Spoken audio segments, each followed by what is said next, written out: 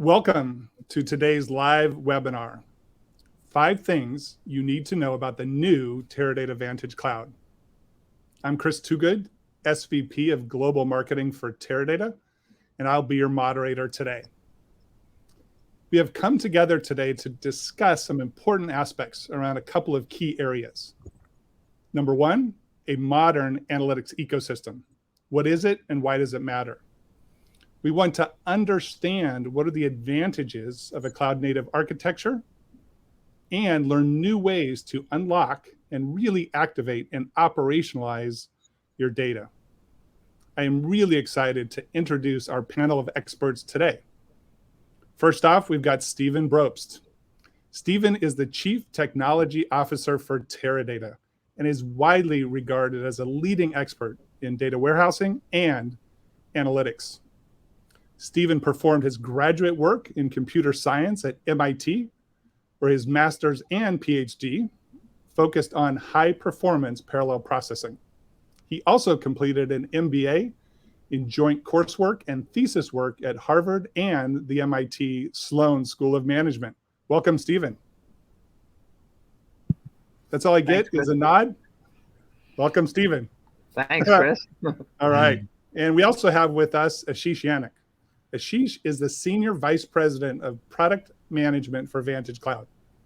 Ashish drives the product strategy and roadmap for all of our Teradata's cloud offerings to the marketplace. Ashish really brings to Teradata a wealth of experience from Dell, EMC, Symantec, Veritas, having really built emerging and existing offerings with those companies. Welcome, Ashish. Thank you for having me, Chris. Good to see you, Stephen. We are really excited to have these dynamic experts with us today to talk about the new announcements around VantageCloud. We want this session to be interactive, so we really encourage you to ask questions. So please be sure to submit your questions through the chat portal inside of LinkedIn Live. We will be monitoring the portal throughout today's discussion. And by the way, if we're not able to get to all of the questions, be rest assured, we'll follow up and respond to them after today's webinar. But let's go ahead and jump right in. Ashish, let's start with you. On August 29th, Teradata launched VantageCloud Lake and ClearScape Analytics. Ashish, what was the core strategy behind the development of VantageCloud Lake? Chris, the key business problem that we were going after is sort of business agility for the users. And the users here are developers, data scientists, self-service BI analysts. These are the folks who are building the next generation of digital transformation applications and data and analytics projects in large enterprise customers.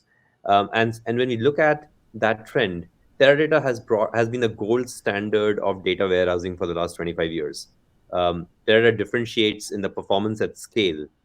We want to bring that performance at scale ability within agility to the world of data lakes.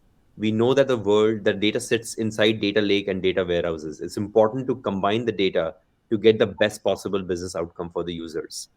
And so VantageCloud Lake is a cloud native data and analytics platform that we've built from grounds up. Right now on AWS and coming soon on Azure and other public cloud and hybrid cloud capabilities as well. This will help the users journey through the digital transformation project in a much more self-service manner with no friction at all. So going all the way from self-service provisioning in seconds to their workspaces or sandboxes for experimentation, as we call them, getting access to the data both in a central and a federated fashion with variety of data sources, loading the data without any friction, making sure that there is context behind the data, intelligence behind the data to use, clean that data, wrangle the data, and then go through the analytics journey of model building, training, and scoring at scale, and then finally operationalization of the data without any friction, without any copy sprawls, with much better TCO and much better usability with native tools of their choice. And that was the main rationale of that agility for the users that VantageCloud Lake was designed for.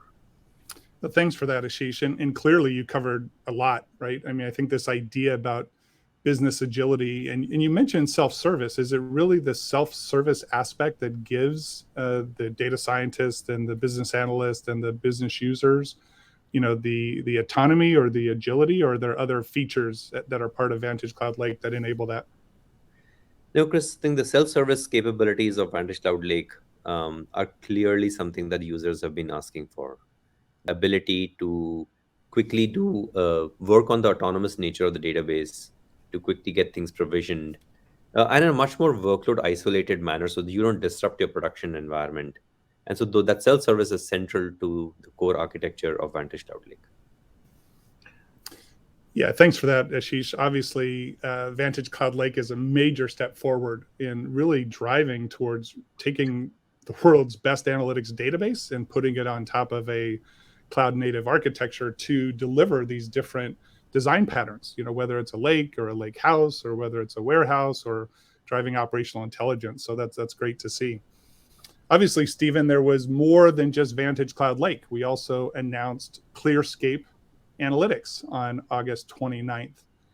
Can you tell us a little bit about ClearScape Analytics and how it works with VantageCloud, and how it's helping to drive innovation at different levels inside of a customer organization? Sure. I think one of the keys to ClearScape Analytics is really making data scientists more productive. I was with a customer last week, and they were lamenting it's so hard to hire good data scientists. How do I hire more data scientists? And the whole industry is experiencing a shortage of skill sets in the data science space. And my response is, yeah, we can talk about how to hire more data scientists, but actually my first priority would be to make your existing data scientists more productive.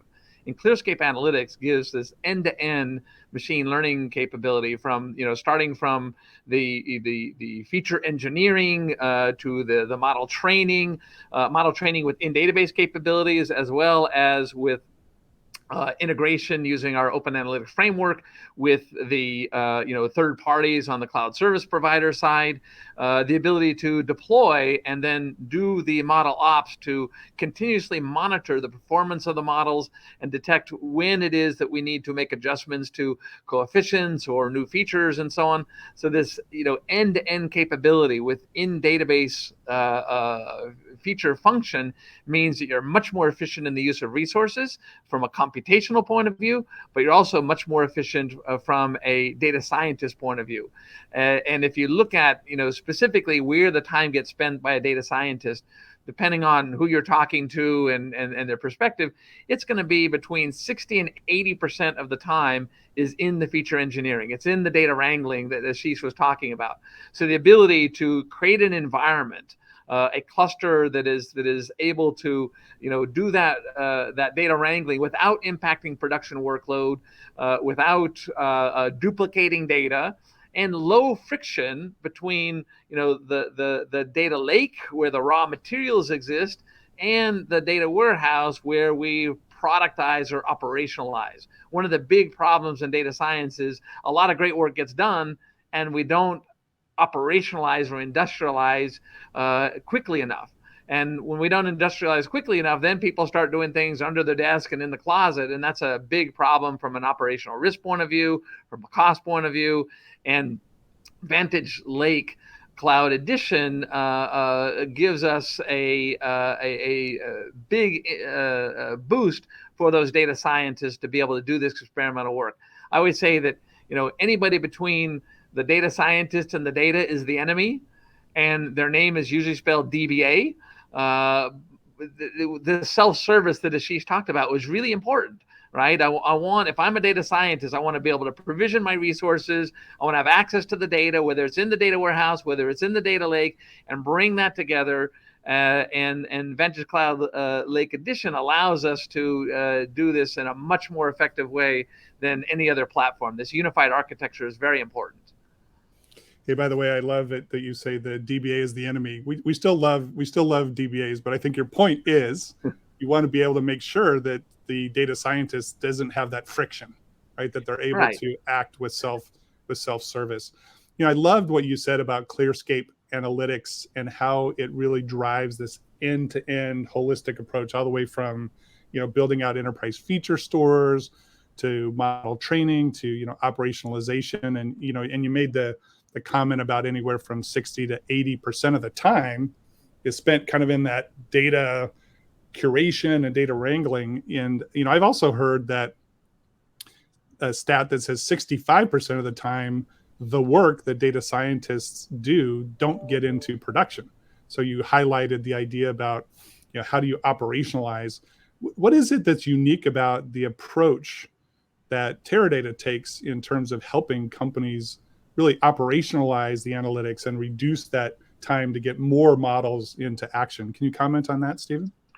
There's a number of dimensions to that. One dimension is, bring the processing to the data as much as possible.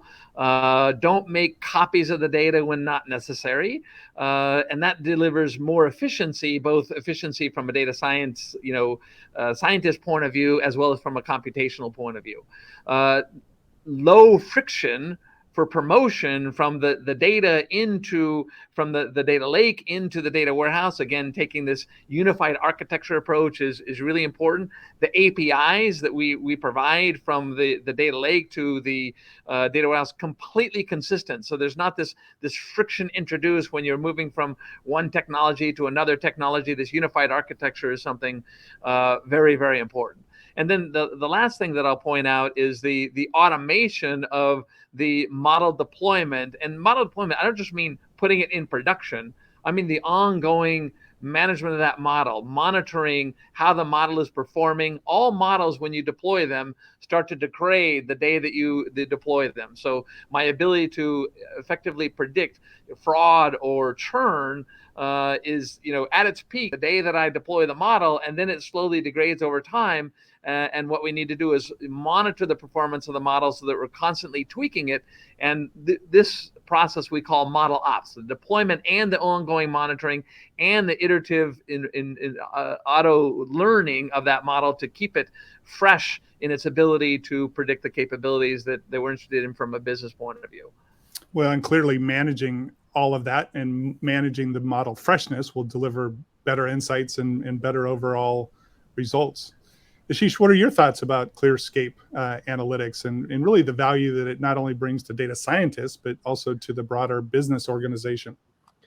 Yeah, Chris, I think Stephen talked about from a data scientist standpoint and this frictionless journey of the data scientist pursues with ClearScape Analytics.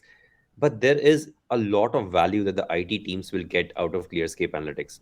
They do not want to create a wild, wild west out there when it comes to copy sprawls. Today, the data scientists and the users typically drag the data out, create their own copies, go into the silos of the environment in the closet, as Stephen talked about. And that creates both financial governance challenges, it creates a lot of security challenges. And so for the IT teams, ClearScape Analytics allows them to keep the data where it is, bring the analytics to the data, essentially. There are enough governance capabilities built in so when data scientist spins a new environment for experimentation, there is no wild, wild west and you can retire those environments in time when the project gets over. So this much better TCO, no copy sprawls, good security and financial governance with ClearScape Analytics and VantageCloud Lake. Related to that lower TCO, I think an important point is what we call smart scaling, right? Too often, cloud has quote unquote infinite resources, but I'm sure that the CFO does not have an infinitely deep checkbook. So when we use the resources in the cloud, using them efficiently is really important. So when we scale out, particularly given the enhancements in the cloud native architecture that we put into place with Lake Edition, we have the ability to exploit resources much more efficiently than anybody in the industry. And we're already known for that capability. This is taking it to another level of differentiation in terms of efficient scalability. Yeah, Stephen, I was gonna make that same statement. I mean, resource utilization has always been in Teradata's DNA, right? I mean, we built sophisticated software in a world of scarcity on premises, and we took all of that goodness in the database and moved all of that into the cloud. And now we're managing that really efficiently. That helps with financial governance. Hey, I got a question that came in. It's probably focus more to you, Stephen. Is ClearScape Analytics, is it a proprietary end-to-end process, or does it work with other, either open source tools or other commercial AI and ML tools? Can you talk a little bit about how it works with third-party tools and how it's integrated into that environment? Absolutely. So our approach towards analytics and data science is, we call it open and connected. That means we should be able to have access to the data wherever it lives, whether it's on object store, whether it's in a Teradata file system, whether it's in the file system of another data platform. So open and connected means get the data from wherever it lives and bring it into the environment, the analytic capabilities that the data scientist is orchestrating from whichever data science platform they want to use. One of the most popular ones is an open source platform called Jupyter, widely used among our customers across many different industries. Data IQ is one that's, again, it's a third party solution, part of our open and connected to allow our customers to access whatever tools they want.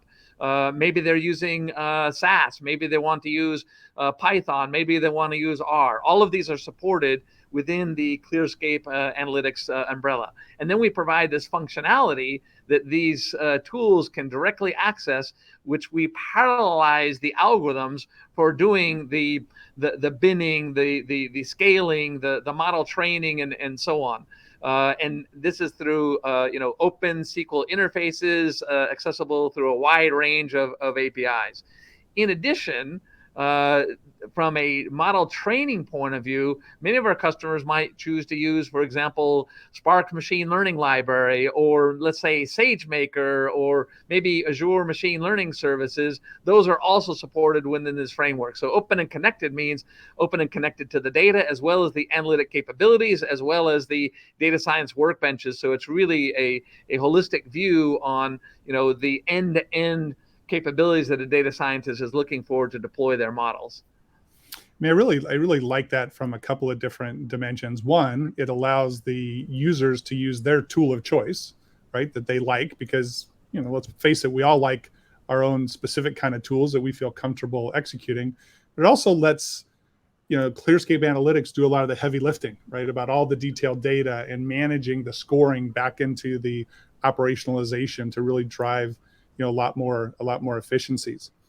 So I want to actually go back to something that you said, Stephen, and get some more perspective from Ashish, just really around this idea of self-service, elasticity, resource utilization. I mean, Ashish, why are these things, important in the cloud to really enable innovation across the enterprise? Yeah, let's start with sort of resource utilization first, Chris, because that's a very important point in the world of cloud. While the resources are in abundance when it comes to accessibility of those resources in the cloud, they're not cheap. And so building your data analytics platform in the cloud can be an expensive affair if you don't have a piece of software that is workload optimized.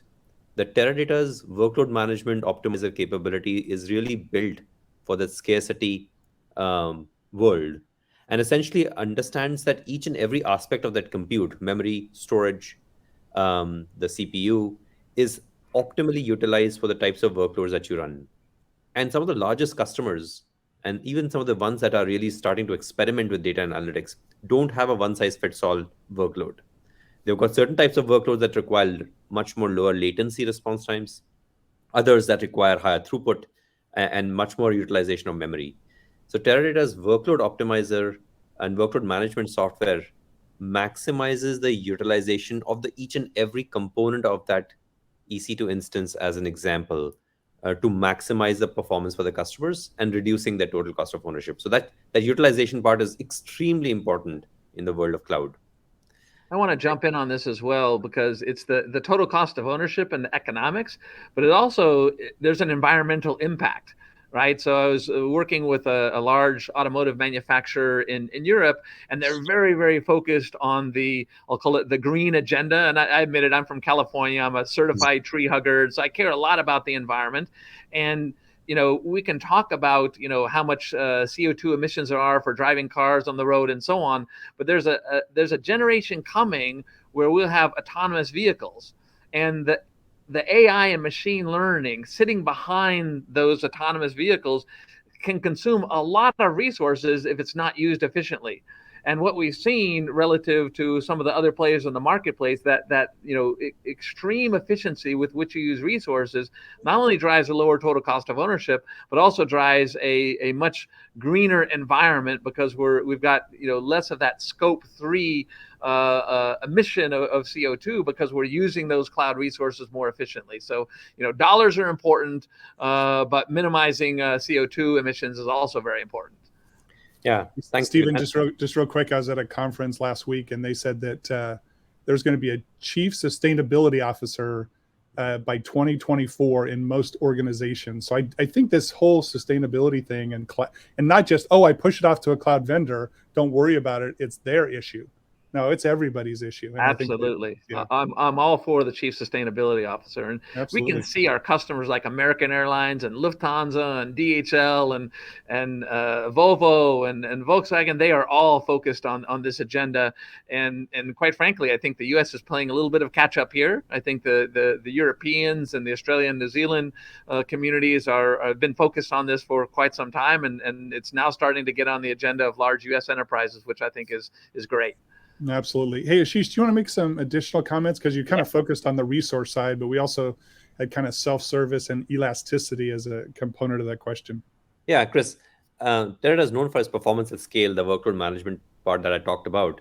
But in the world of data lake and data warehouses coming together, with VantageCloud Lake, agility is sort of the business problem number one that we are trying to solve.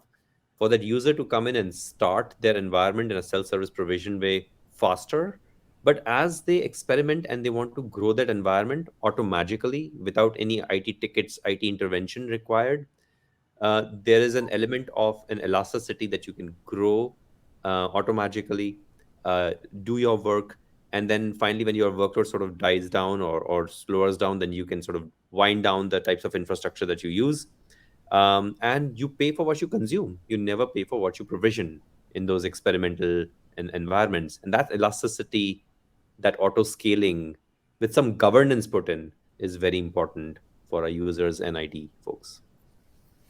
Yeah, no, I love that. I always call that autonomy with governance. And sometimes people think about those things as being, opposites. But I think as you look at what we're delivering with VantageCloud Lake, we can give the users autonomy, but I like how you said it, but still give IT the guardrails to drive the kind of governance that they need to really be Chris, successful. there are different types of applications out there. If you have a gold application or tier one application, you may want to have an uncontrolled environment where they can grow up and down seamlessly.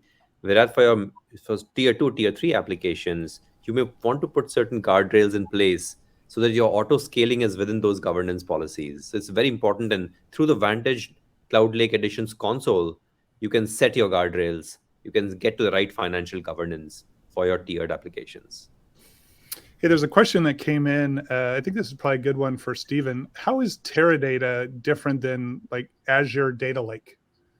Can we kind of focus on how VantageCloud Lake is a little different than Azure Data Lake? Yeah, so I think we've covered some of these points already. A key is the unified architecture between the lake itself and the enterprise data warehouse where your data products are being deployed. That frictionless ability to promote from the data lake, which is largely for capturing the raw data into data product. Low friction and high scalability. So efficient scalability is extremely important. And underneath the covers, we are using Azure Object Store as the Azure Data Lake as well. So there's some similarities that we're exploiting the cloud native capabilities, but there are also differences in the unified architecture that's in place with efficiency of deployment, smart scaling rather than I'll call it less than smart scaling, to be polite. Yeah, and I think that idea about smart scaling and to build on top of what Ashish was saying, looking at more than just the query count, right? Looking at CPU, looking at IOPS, looking at utilization overall, and making sure that you only scale when you utilize the efficiency of the resources, not just scale for scale's sake. Because when you scale, that drives a cost model that is clearly incremental and can hit the CFO's checkbook. In fact, it was interesting. I was at another conference and they were talking about how CFOs are becoming more important in the cloud than the CIOs because they're watching the costs as a core element there. Hey, the next question, Stephen, is for you. And this is a hot topic. And there's lots of discussions in the marketplace around data fabric, data mesh. How does kind of VantageCloud and what we're doing support a data fabric, and why is a data fabric versus a data mesh important in today's kind of analytic ecosystem environment? Yeah, I do find that there's a lot of confusion on these topics out in the industry. Data mesh is really about governance and organizational structure. It's not about technology, right? But ultimately, we need technology to be deployed to get solutions, and that's where this whole data mesh discussion comes into data fabric discussion comes into play. And data fabric is not a single technology, not a single solution. There are different pieces of it. But from our perspective, as an engineer, so Teradata is a very much an engineering focused company. We believe in physics. And moving data around unnecessarily is very bad physics. So when we talk about data fabric within Teradata, we actually sort of twist the words a little bit and talk about query fabric to emphasize the point that we're really about function shipping, or you can think of it as query shipping rather than data shipping. So minimize the amount of data that gets moved. And this is a capability because of our sophistication that Ashish already mentioned in optimizer technology and global planning across clouds, across availability zones within a single cloud, even across different data platforms. So part of data mesh is to be able to support the deployment in this parallel way that you have multiple products. And when you deploy them in the data fabric, those products might be in multiple data platforms. So having a query fabric that crosses cloud boundaries, crosses regional boundaries, crosses data platform boundaries is absolutely critical. And this is an area where we've got a lot of R&D investment and some customers doing some really exciting things. I also think there's been a lot of confusion in the marketplace, like a data mesh or a data fabric means that you're going to do everything in a distributed model. And I love what you said about the physics, right?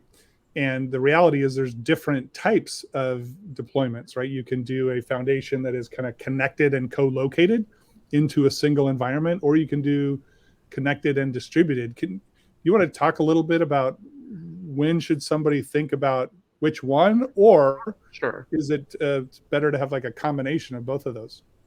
Yeah, so as an engineer, the preference is for physical locality. So we want distributed deployment through semi-autonomous teams. So each team is creating a data product. Those products want to be interoperable. That's the connected part, and that's really about good governance, having referential integrity between primary and foreign keys and things like that. And then as we deploy it, having the data fabric or query fabric underneath is be able to connect those products. Now, if I can deploy across multiple schemas in my data lake, in my data warehouse, and those schemas are co-located within a single instance of the software, of course, I'm going to get lower cost. Lower cost because there's less data movement, there's better optimization, et cetera, et cetera. But the reality is that there are sovereignty reasons. If I'm a multinational company and I'm operating a bank across multiple regions, it is likely that that data is not allowed to leave, for example, the EU or from the US or Mexico or UAE. That data has to stay in country for sovereignty reasons. And yet we need to do global regulatory reporting, which means we need to access the data, and locally we're going to filter it, do the projections, do the aggregations, and so on. And then we can bring that data together for, let's say, BCBS 239 reporting. And that gives huge value for bringing the data together. That's the connected and distributed scenario where I'm not co-located, but I need to bring the data together, moving the minimum amount of data most efficiently as possible. What you want to avoid is isolated, where people are building islands of data in a closet, and they don't deliver the full value that a interoperable set of data products are going to do. Hey, we've always, I mean, I love that explanation because you really need to work with the technology that supports both because you've got data sovereignty reasons, you've got distributed reasons. Ashish, Teradata has been known for a long time, this idea about a logical data warehouse and really kind of the role that Query Grid can help play in that function shipping. Can you talk a little bit more about Query Grid and how it helps support the architecture that Stephen was describing? Yeah, Chris, it's one of the most differentiated piece of software within the Teradata's VantageCloud family. And this whole idea started with what Stephen was talking about, that you need that query fabric to span across both hybrid and multi-cloud environments. We actually have a customer that I was talking to yesterday. It's a big retailer in Canada who's using Query Grid to connect their Azure instance to their Google instance. So they're running Teradata in production in Azure and in production in Google. When the query can originate in any of those places, where the data sets in the other cloud, then Query Grid with very, very little data movement can just bring the results back, not the entire data sets. That's the beauty of that query fabric via Query Grid capability, because it binds the clouds together into a single query essentially. But it also brings the different data sources into that query fabric. So it's not just the Teradata to Teradata integration, Chris, that we drive with Query Grid. We also drive other data sources integration, like your choice of other databases, open source databases or proprietary databases, and Query Grid has connectors with them. Query has a connection with Dataproc, some of the modern Hadoop instances in the cloud, and also with some of the other data warehousing solutions, so that you can run them side by side with Vantage. This is an important point because fit for purpose is part of this sort of logical data warehouse concept. And in the retailer that Ashish is talking about, you might have an Oracle ERP system that has certain data. You might be using, let's say, Google BigQuery for certain data mart purposes, and the ability to bring all those together in an open and connected architecture is really important. And part of the play is there's a sovereignty, but there's also data gravity. Where the data is created might be the best place to keep it. And because we can get the data with minimum data movement, because we push the joining, the aggregation, and so on to the engine that owns the data, we can do that very, very efficiently. The other thing I love about what we do with Query Grid is, it's all about data movement and reducing data movement, reducing costs, but it also is transparent to the user. The user shouldn't have to figure out, oh, that stuff is over here in that system, or it's over there in that system. And so, enabling them to just go to, Vantage Cloud Lake and just say, hey, I want to take this, I need this information, and just have the system do it for them. I like how you said it, Ashish, automagically, right? And go find that data. So hey, by the way, there's lots of great questions coming in. This one's maybe good for you, Stephen. Can we do an online upgrade within Vantage Cloud Lake? Vantage Cloud Lake Edition absolutely allows online upgrades. There's zero downtime. Planned and unplanned downtime goes away with Vantage Cloud Lake Edition. And so there's what are called blue-green upgrades. So you can basically have one version of the software running, and then in another instance or another cluster, get another one, and then the workload will migrate over automatically. So it has no impact on the end users. We're able to upgrade to new versions of software, allows, for example, applying security patches and so on, is completely transparent to the end users. And it's also the case that when we spin up a new cluster, that cluster might be configured differently for my workload versus your workload. And so getting the right resource for different workloads is important without disrupting existing workloads that are already running on the system. So there's no restart or anything like that happens in order to give more resources to the knowledge worker community in the native cloud architecture. Well, and that's the beauty of the native cloud architecture, right? And moving from on-premises and moving into the cloud, so you don't have to worry about any kind of planned or unplanned maintenance. There's another one here. I think this one's good for you, Ashish, as we were talking about kind of scalability. It says, is there a it says inbuilt, but I think built-in tool to scale out, or does it depend on some other criteria for being able to scale out? That control via some policy engine is with the user. So when once you come in, as I talked about, you can set your governance policies. If you have an application that you should have unrestricted access to scalability or elasticity, then in that case, if you reach a certain thresholds, then the system will automatically go and add new nodes into the cluster and grow your environment, both storage and compute independent of each other. And for other applications, you can grow using the user assisted commands or within the governance policies set by the users, essentially.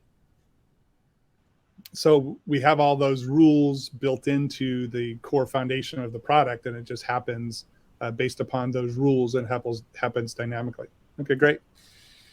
So Stephen, a lot of this is based upon this idea of a cloud native architecture. In fact, one of the questions that came in was, does this now mean that Teradata is decoupling storage from compute? And what does that mean for the users and the value proposition around that? Right. And so as Ashish pointed out, we're absolutely decoupled the compute and the storage.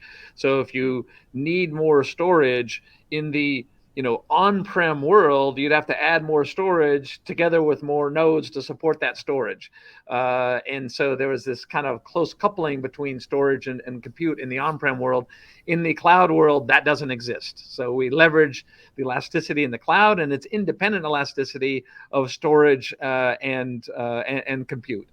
So we can add the additional clusters, again, no downtime to be able to add that additional compute, and that's independent of the storage that you have, and vice versa. And I'll point out that the storage you can use open storage formats, like, for example, Parquet and JSON and so on, or highly optimized curated storage where there's guarantees around asset properties and optimized performance and storage and so on. So there's a lot of flexibility in how you do that, and it's decoupled between the compute and the storage for sure.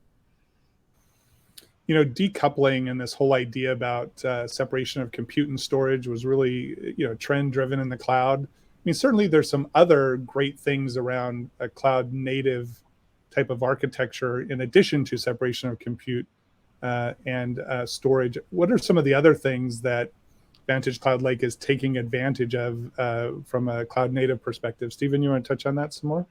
Well, certainly taking advantage of the cloud ecosystem in general. So, in an on-prem world, you have to do a lot of integration for, security management and backup, disaster recovery, and these things in the cloud can now be sort of hooked into and delivered as a service with much less stress on DBAs and end users and so on. So the ecosystem in general for me is huge.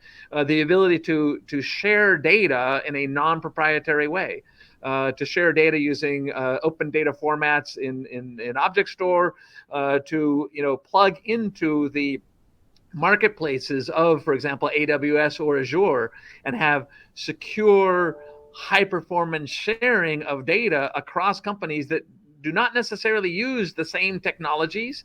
They need to be able to exchange data, and this open and connected from a sharing point of view is a high differentiator from some of the other players who require you all to use their own technology in a very proprietary way. So again, this open and connected theme goes throughout the discussion when you're talking about cloud deployment of Vantage. Yeah, Chris, I'd like to jump in and point out a few things that we recently did with customers. Somebody who's standardizing on AWS or an Azure environment, they are going to build their reference architecture of data and analytics, and every microservice that they build around ETL or ELTs or real-time streaming, or even the catalog integration with, say, AWS Glue or Azure Purview. Uh, Teradata Vantage Cloud is natively and deeply connected with these services. So you can do bi-directional data exchange, model exchange with this, let's say, an AWS SageMaker. So we've built Vantage Cloud Lake and Vantage Cloud in general to be much more cloud native and we've got 50 plus different cloud native services integration. So we can really fit in into the larger ecosystem of a data and analytics reference architecture that customer spins up to today. Now, I think that's key because that's what customers want. They want that tight integration, seamless execution across the entire stack. One of the things that a question that came in was, and maybe this is a good one for you, Ashish. Can the user manage the overall environment within a VantageCloud Lake, or does it need to be done by Teradata on the cloud? So how much of it is Teradata managing it versus the customer themselves managing it? I think that's the beauty of SaaS, that you don't have to worry about things that you should not have to worry about in the world of data analytics. You should not have to worry about provisioning, backup and DR, security patches and fixes. That should be automagically or automatically handled by the automation and the CI/CD work that is done inside the core platform of the SaaS solution. That's the beauty that Vantage Cloud Lake brings to the cloud world. It's totally operated as an as a service environment. So you bring in your data, you bring in your schema, you bring in your business outcomes and challenges, and you work on those rather than working on some of the core infrastructure, mundane tasks that ideally should be automated in the world of SaaS. So that's the benefit of having a as a service model on Vantage Cloud Lake. Yeah, Yeah, I so would it's really double about down on that. I Oh, mean, go ahead, Stephen. Sorry. users don't want to manage, right? Users want to get answers to business questions. I don't want to manage the technology, right? It's it's something that you want to be underneath the covers. But what I do want as a user is to be able to set policies, right? So I will set policies about how resources are consumed and how elasticity works and so on. I have budgets. I want to manage within my budget envelope and so on. So in Vantage, you absolutely have the ability to set policy, and you can be as hands-on or hands-off as you want. So you might ask, because you really want to micromanage the budget, anytime we instantiate elasticity, you want a human to approve that process. If you want to do that, you can do that. Most of our customers will say, as Ashish was pointing out, for the gold and platinum level workloads, just make it automatic, and the automatic scaling, because it's efficient in Teradata, is very important. You can have efficient use of those resources. It's not a less than smart approach where it's just based on the number of concurrent queries or something like that. It's making use of the resources in a very efficient way. You can trust that the software is doing that, and now you set your policies with that knowledge going forward. But I love how you can set your policies different based upon different clusters, different workloads. Some can be more automatic, some can be more set up with guardrails and control. So it offers that utmost in flexibility. There's a question that came in, Ashish, I think is really good for you, is will the use of object store in Vantage Cloud Lake be licensed like CDS in the Teradata enterprise file system, or will it be licensed kind of differently? So how do we think about the object store, especially since we've moved the file system into the object store for Vantage Cloud Lake? Yeah, this is a very flexible paradigm in the world of data lakes and data warehouses coming together. First, let me talk about the couple of storage options, then I'll talk about the pricing options for the storage. One of the advantages of having lake and warehouse come together is that as you've got heterogeneous workloads, some require low latency workloads, some require better throughput. Teradata is not taking away the SSDs or the EBS stores. We are actually bringing that into the world of data lake. So with EBS and object store combination, you get the best of both worlds of low latency response times and high throughput. That's one big advantage of Vantage Cloud Lake. And those are obviously priced differently. So you want to put only your mission critical low response data on the SSDs or EBS volumes, and your cheap and deep data at scale on an object store. Those are priced very differently, still based on how much you consume or capacity based pricing essentially on that. And Teradata is not into storage. We are leveraging the CSP storage choices, and that's not where Teradata wants to monetize. The second part is that you've got managed and unmanaged storage within an object store. That means I could bring my own bucket for which I've already paid AWS to a Vantage compute engine, and then Vantage can consume that. You're not going to be double charged for that storage. And if you want to have, as Stephen was pointing out, for if you want that data to be managed in a much more asset compliant way, performance optimized way, Teradata has introduced a new file system called an object file system that will go and manage that bucket of S3 and make it much more performance optimized, availability optimized, and asset compliant optimized essentially. And for that, we will charge you for the storage underneath, similar to the CDS storage price points. So this Yes. concept that Ashish was describing, we often refer to as multi-temperature data management. You want the high volume data, which is accessed less frequently or with non-critical latency requirements. You want that in the lowest cost per terabyte storage, which is clearly the object store in the cloud service providers. But for the data which you want, you're accessing very frequently with low latency, you're not as interested in the lowest cost per terabyte. You're interested in the lowest cost per IO. So the ability to have the data either in block store or in object store, that flexibility is very important for the overall total cost of ownership in the environment, and the ability to meet these service levels, which might be very aggressive operational intelligence, quick in and out queries, versus regulatory reporting, which is going to be scanning the cheap and deep data that Ashish was referring to. And you really need both. One more point I'd like to highlight is that we are running this at a customer side who are sort of doing the project of migrating their on-prem environments to a VantageCloud Lake. With all the right types of metadata that we collect from this customer, telemetry that we collect from these customers, we can determine what percentage of the workloads, what types of queries should actually be serviced from which storage. And then we lay it out for the customers in as a service environment, so they don't have to worry about that at all. It's transparent to the end user. I love that. I love that idea about flexibility based upon workloads to deliver the best cost and performance model to meet the specific kind of workload. It's interesting. There's a question come up here, and actually I'd like both of you to comment on it. There's a question about what's the top limit for scaling within this kind of environment. Do you guys want to touch on kind of the 10, 12, benchmark that we did to kind of, show the scalability of the overall platform? Ashish, do you want to start with that one? I'll let Stephen take that question. Go for Sure. it. So the way I would answer it is the top limit is your budget, right? Because there's really no physical constraint on the scalability of the system. Clouds have essentially infinite resources. Now, there's some details behind that because you need to be able to provision within a region, and there's some things like along those lines.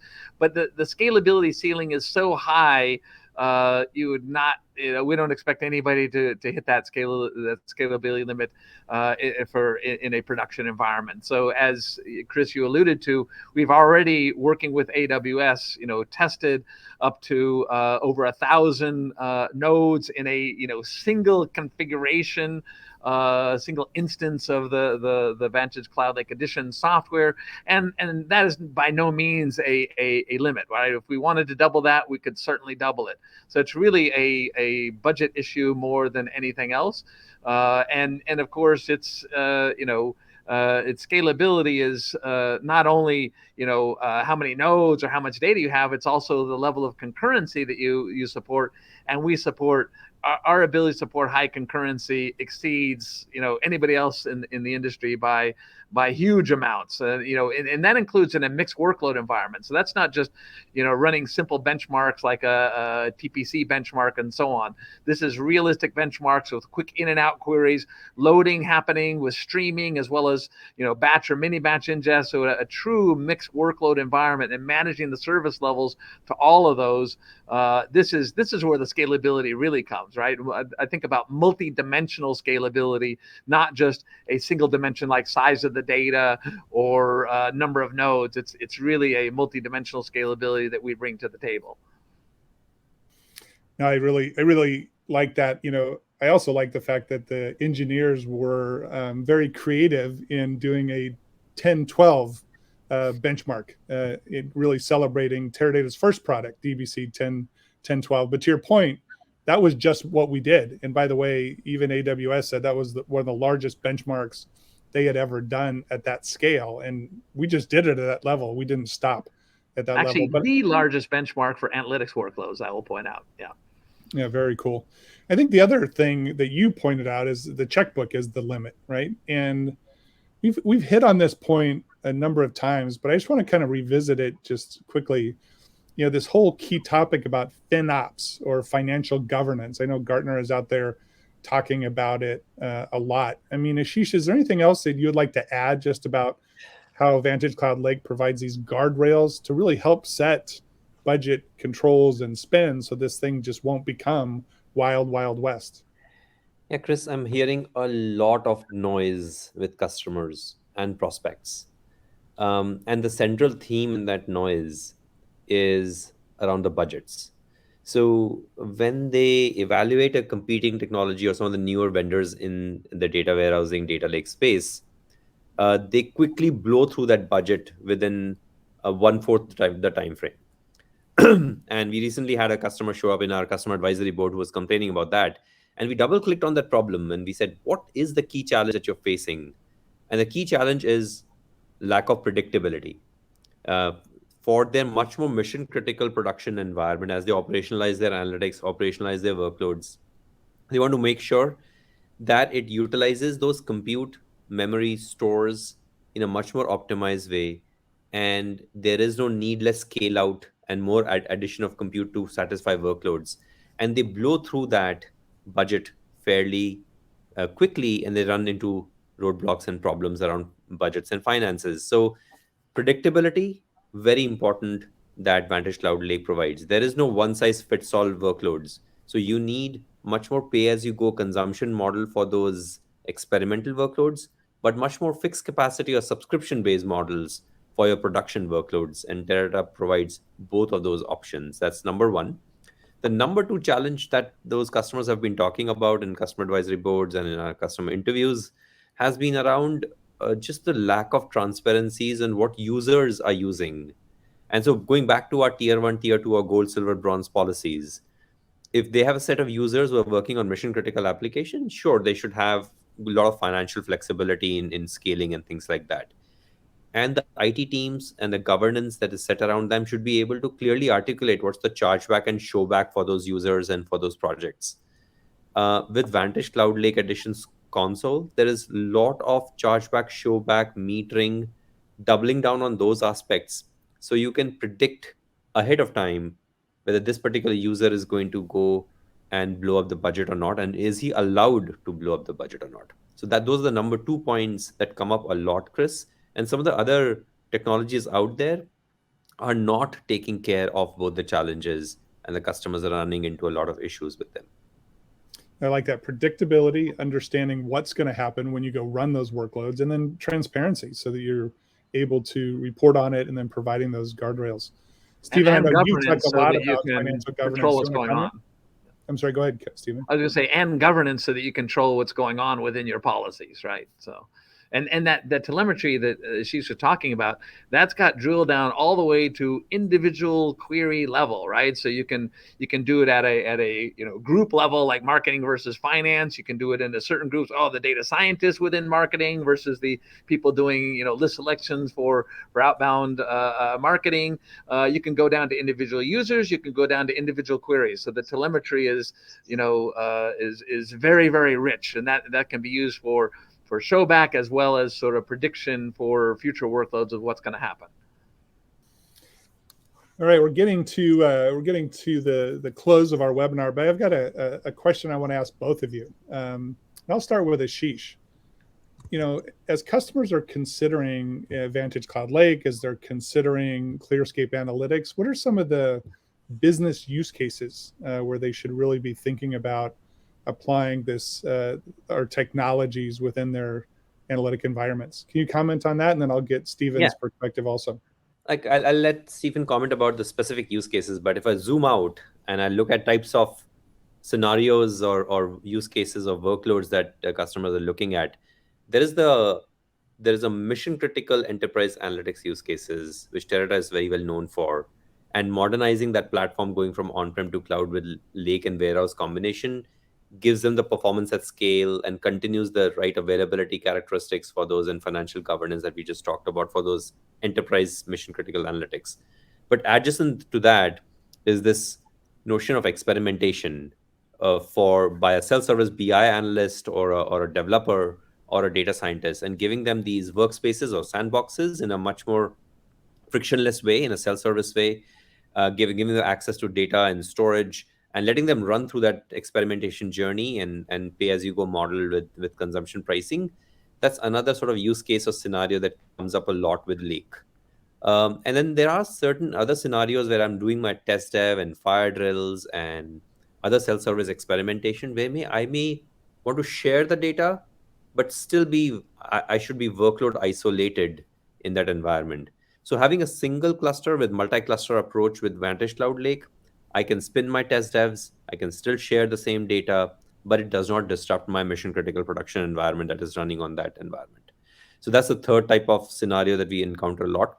And the fourth one, and Stephen will get detail into that, but is the core machine learning, AI, and ML advanced analytic use cases. And I think these are the ones where you need that frictionless agility, and I'll let Stephen comment about the specific types of use cases. Yep. So an example of a kind of use case in that category would be for a large financial service organization that's been a Teradata customer for a very long time. They want to do fraud detection related to credit card use, right? And so they've already got that capability, of course, for a long time. It executes in their data warehouse environment. They have built a feature store of what are the features they're going to use to predict whether a particular card is being used in a fraudulent way. But it's a race with the criminals, because the criminals are always trying to figure out how to fool the fraud algorithms. We need to introduce new behaviors into the features that we're going to be monitoring, and so we look at those features. We bring the raw data into the data lake. That's in their particular case is using open data format like Parquet. They spin up a sandbox environment. The data scientists have their own cluster that they're working with. They're doing experimentation, and they're combining the data from their data warehouse and the raw data from the data lake, and looking for where they can get a lift on the model. And a lot of the time they'll find a feature, they'll experiment with it, and it doesn't work. That's fine. That's a learning. And so it's a very much an iterative process. And so reducing the amount of time it takes to do an iteration is absolutely critical to the quality of the model. And then once we have the model trained, we deploy it in production at scale. And by the way, the model, when we execute the model, we can take a model description language like Onyx, the Open Neural Network Exchange, or PMML, or for example, from H2O.ai, they have something called Mojo, which is a model description language, and we execute that in database without copying the data, without moving the data, and that's where we get the scale and efficiency. That's a very brief discussion of the capabilities, but this fraud detection is just one example of many models that they're building. And interestingly, a huge percentage of overlap in the features that you use for fraud detection are also used for, let's say, marketing, which is a little bit counterintuitive unless you're a data scientist. Those are completely different domains, but the data that you use has a very, very high overlap. And so having an enterprise feature store that the data scientists are contributing to, and a platform that has a scalability is a huge win. And this is part of the value proposition of ClearScape Analytics. Well, and it seems like as we look at the business use cases, it's really the technology that we've announced and we're delivering now in the marketplace with VantageCloud Lake, with ClearScape Analytics. I mean, it's good for existing customers, new prospects that want to start small and grow in the cloud, as well as different use cases. Like you laid out the financial services use case. We've seen anomaly detection. We've seen a number of other churn-based marketing types of use cases where we really shine in the marketplace. So we're at time. I want to thank everyone for attending the LinkedIn Live event today. 5 things you need to know about the new Teradata VantageCloud. There were a lot of questions that we didn't get to, but we will answer those and get them back out to the broader audience. Thank you, Stephen, and thank you, Ashish, for your insight. For additional information, go to teradata.com/VantageCloud, and you can see it there on the screen. Thank you guys, and appreciate the time and the insight. Thanks all. Have a great Bye-bye. day, everybody. Thanks.